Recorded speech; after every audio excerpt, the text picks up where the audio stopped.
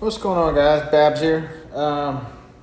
Just played a heavy winds bracket round at Pebble Beach, and going to just do kind of a heavy winds talk through what to look for, what to look out for.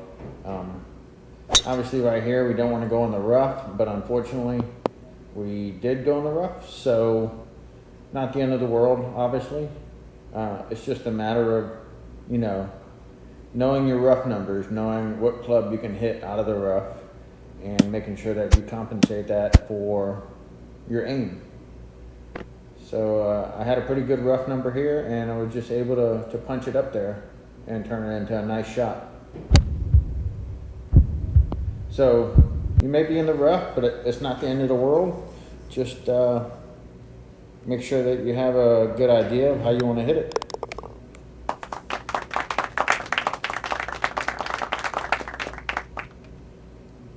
Alright, so we got a pretty crazy headwind here, but what I'm doing here is I'm indicating, the angle to the fairway, to the flag, I should say. So when you're hitting tee shots, it matters. If you aim too far over here and you end up on this portion of the fairway, you don't necessarily have a direct line into the flag. You're going to be basically aiming over in this section over here. So you're having to hit, with this relatively left to right headwind, you're going to have to hit over the bunker. So by putting yourself more in this area, you're able to aim closer in a straight line towards the flag. So when you're dealing with difficult situations, it's smart to make sure that you put yourself in a favorable position to plan your next shot. Tee shots aren't just a waste of time. They set up your next shot. So here I have a much straighter angle to the hole, and that way I can utilize this to my advantage. So I'm not hitting over the bunker, I'm hitting over the fairway. And obviously I dinged it when I didn't want to, but see, that's a better landing spot than maybe coming up too short and hitting the backside of that hill, which wouldn't be a good idea. But that could be for any wind. See, I didn't want to land over here. I wanted to be down here where it's flatter. So just kind of getting an idea of what the dots are doing, getting a number for the dot speed, taking into account that the beginning of the putt isn't moving very much, that most of the break is going to happen at the end.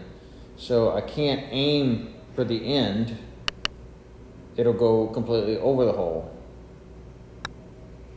So right there, it breaks at the very end. And that was a good putt there, not bad putt.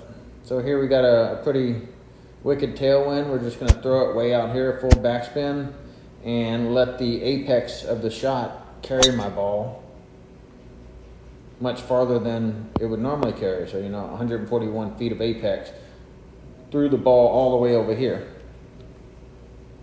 And then this wedge shot is just a matter of, staying out of trouble. We don't want to come up too short.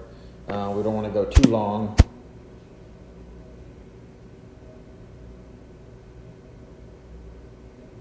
Just want to make sure we put it close to the hole. Again, didn't want to ding that. But distance was good. Not terrible. Probably could have aimed a little more, but not the end of the world. Basically, we're on 9-3 greens, and it's a relatively straight putt. So knowing your greens will help to, improve your approach shots and improve your putting knowledge. Make sure we got the right putting skill.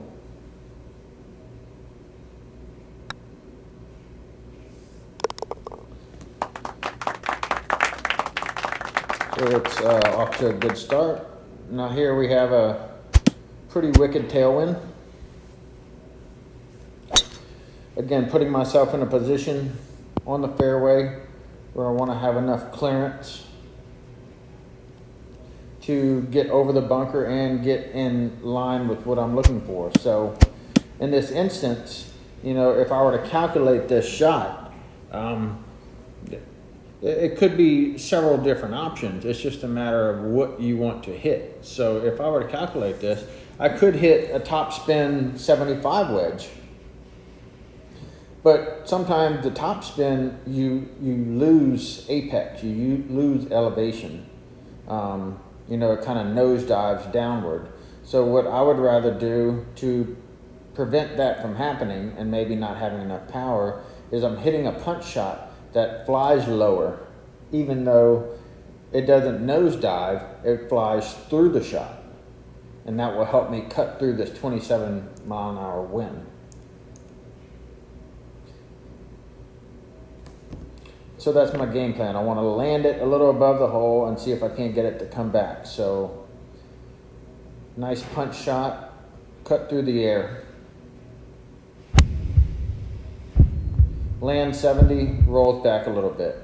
And that's simply because the shape of the green. You have to keep in mind that it's a 27-mile-per-hour wind. So what I do here is I select the green and then I select the vertical dots. And as you can see here, these vertical dots are moving in this manner. They're moving from back to front, which is the same direction the wind is blowing. So naturally, keep in mind that your ball is going to spin when it hits the green in the direction of the wind. That's its natural tendency. So that's why I chose to land the shot a little long and it would spin back towards the hole. And that's exactly what it did.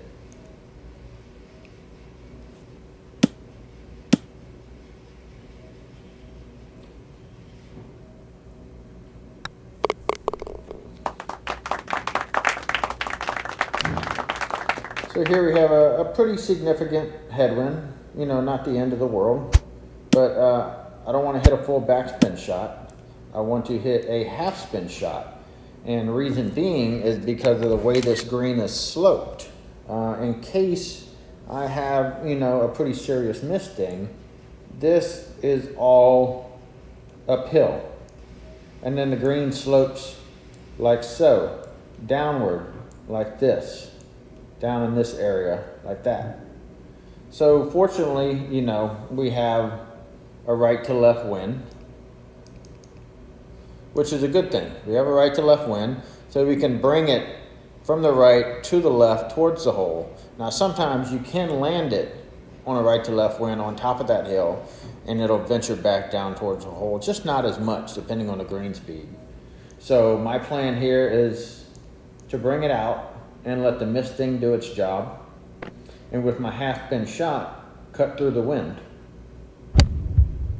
Got the misting, and we're right there on the money.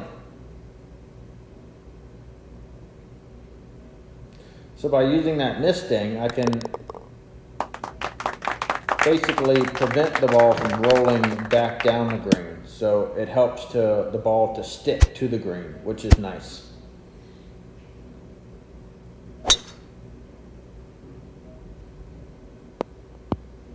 So here we have a pretty unsavory right to left wind, which, is not the ideal situation. Obviously, because we need to avoid this bunker here. You also want to avoid the hill here. So there's this hill right here that if you were to hit this hill, the ball would kick to the left like this. In a tailwind, you can actually land it short of the hill like Tiger Woods did that one time, and it'll roll up onto the green. But you just have to keep in mind the way this green is sloped. Again, this green is sloped like so. I get the blue locked up and loaded. It comes in this way. And so the putts basically drift in this manner. And it funnels downward like that. So that's just something to keep in mind. Avoid the hill, avoid the bunker, and a right to left shot like this. And so you'll see I basically underplayed the aim a bit just to play safe, because I don't want to have an unfortunate misting put me in the rough or bunker and then trying to get out of this silly area with not a lot of room to work with. So I kept myself out of place, but with the headwind, I was able to hold the green. and that allowed me to see, you know, what these vertical dots are doing. They're going straight towards the hole. And then the horizontal dots are basically complementing them. So it's almost as if it's a straight putt because of how those two dot formats are happening. And sometimes it might not seem like that. But there, as you can see, it's basically a straight putt. And what I mean by that is that when I had the vertical dots in this manner, the vertical dots are flowing like this, but the horizontal dots are flowing like this. So it's basically, you know, you got one dot pushing the ball this way, you got another dot pushing the ball this way. So it's kind of like doing that. So it's relatively a straight putt. It's just putting those two aspects together to recognize that that putt is practically straight. And that's all I was kind of getting at with that shot. So I just change screens, double check what I'm seeing, making sure that there isn't any surprise dot movements. And then I'll just misting.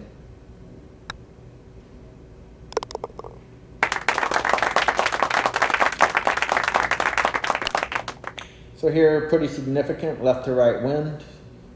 We could hit a punch, 9-iron. I'm gonna go with a top spin sand wedge, just because I feel a little more comfortable with that. And with this situation, you have to keep in mind that again, the ball is going to spin in the direction the wind is blowing. So as you'll watch this shot, you'll watch how the ball reacts once it hits the green. So you see it lands here and it moves to the right. Now if that were faster greens, it would, chances are it would have moved, you know, another 3 or 4 feet that way. So because it's 9 greens, I know it's not going to release as much. But if you're on faster greens, you have to make sure that you play the shot properly. You know, because the hole obviously is right in this area right here. So naturally, I want to land the ball here and roll it towards the hole, if that makes sense. But if you have much faster green speeds and you see that right to left wind, you have to land it farther out for it to go to the hole. If you land it right here, where the other spot is, it'll go past the hole. And so that kind of jives basically with every shot. Understanding what you're seeing with the wind and the slope of the green and anticipating that the ball is going to move in the direction the wind is blowing.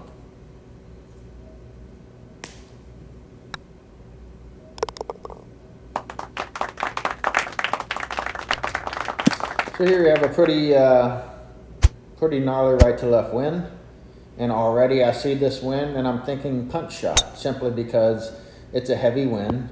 I don't want to throw the ball up in the air any higher than necessary. It is a downhill shot, so that's why I choose to initially, right off the bat, when I see the wind on the tee box, think punch shot. So here I'm trying to avoid the trouble area here. And what I mean by that is because it's a punch shot, it's going to fly much lower than a normal punch shot. So I want to avoid the ball landing somewhere in this area, kicking forward and going upward. I want to try and avoid that. So that's why you'll see me in this position. I will basically under aim this shot. So that's 4 grids. I had 5 grids of aim, but I want to avoid all this rough hill stuff.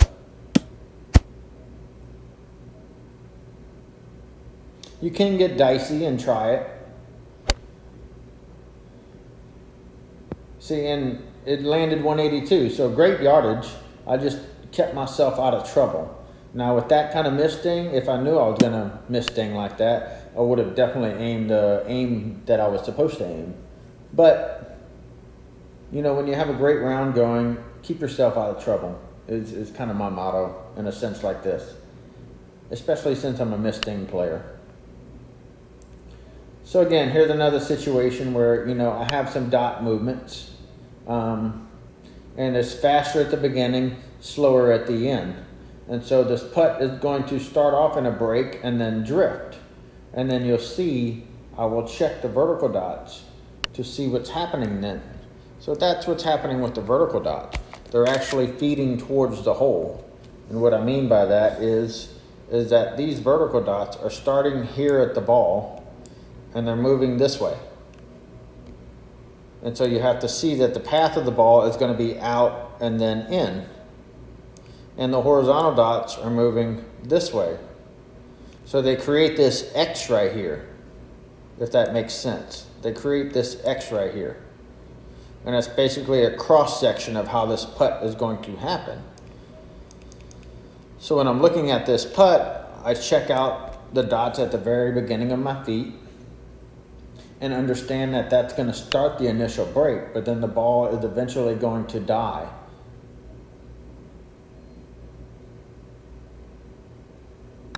Got the misting, so you see it slowly drifts and then catches the edge. And that's because the vertical dots are feeding in towards that. So that's why I always tell people, you know, when you're putting, it's best to aim for the high side. Because as you just saw, I had an aim. My first aim moves right here. And then I look and I say, okay, well that line looks a little too low. So I move it to my next aim, and then I assess that, and I say, okay, that putt looks like it's on the high side, and it gives myself a chance to go in. So it moves slightly, and then catches the lip and goes in. And that's the benefit of putting on the high side. Here, I'm just, you know, I don't use full spin because I don't want to necessarily put the ball in the air. I want the ball to skip off of this fairway here and run down. That's why I put minimal spin, so it acts more like a bullet than catching a bunch of apex and carrying. And you'll see there only 19% of spin, but it hits the hill, kicks forward, and I got 41 yards of roll out of it. And then this is simply just, you know, not trying to stay left of the hole. We definitely don't want to be to the left of this hole. We want to be to the right of it. So I choose to hit a pitching wedge, make sure that I move a little to the right, and then I misting late to counteract any type of wind that I don't catch. So we got the bite, landed 4 yards long, roll it back 3, and we stayed below the hole, uphill putt, and it's a good way to finish a round. So, hope you guys enjoyed this video. Heavy winds action. Hopefully a couple of these tips will help you improve some of your approach shots, and let me know if you have any questions, and I'll see y'all soon. Take care.